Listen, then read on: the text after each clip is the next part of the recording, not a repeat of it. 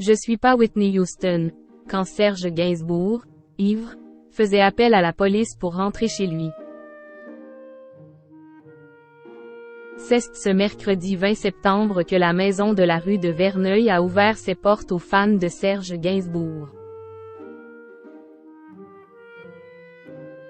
Dans les colonnes de Paris Match ce 21 septembre, on découvre le lien étroit du musicien avec la police parisienne, utilisé comme un service de taxi lorsqu'il rentrait chez lui accent aigu accent aigu accent aigu.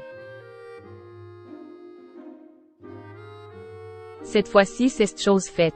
Après 30 ans de questionnement, Charlotte Gainsbourg a pris la décision d'ôter de ses épaules un lourd fardeau.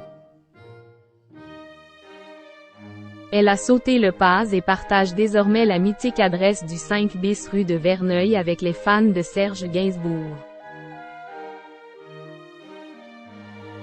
C'est ce 20 septembre, que l'actrice et chanteuse de 52 ans a ouvert les portes de la maison au public.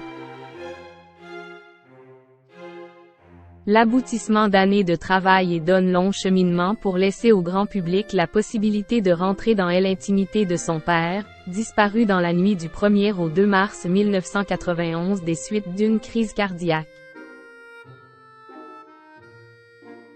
Pas moins de 32 ans après sa mort, la compagne d'Yvan Attal fait donc de la dernière demeure de son père tant aimé un musée afin de parcourir sa carrière mais également découvrir son quotidien au travers de ses œuvres et de ses objets personnels qui n'ont pas changé de place depuis le jour de sa disparition. Gainsbourg composait le 17, comme d'autres appellent la G7. Dans les colonnes de Paris Match c'est un Gainsbourg à moins qu'il ne s'agisse de Gainsbourg, que l'on retrouve bien vivant cette fois. C'est Raphaël, jeune gardien de la paix dans les années 90 qui raconte la mission Golf. La mission Golf, une mission officieuse de la police, ramenait Serge Gainsbourg chez lui après certaines soirées mouvementées.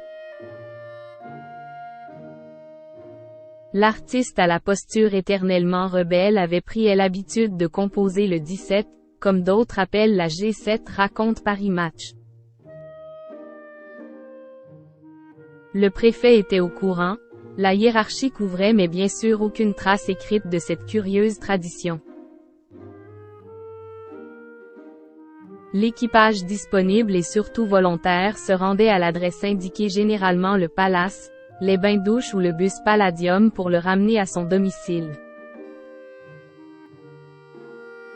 On était borderline avec le règlement, reconnaît le policier, c'est pour ça que tous les collègues ne voulaient pas prendre le risque d'accepter les missions Golf.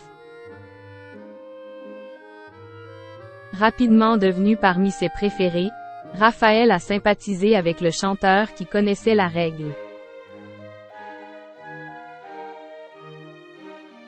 Serge savait parfaitement que si on était sollicité pour une intervention sérieuse, on le planterait aussi sec sur le trottoir.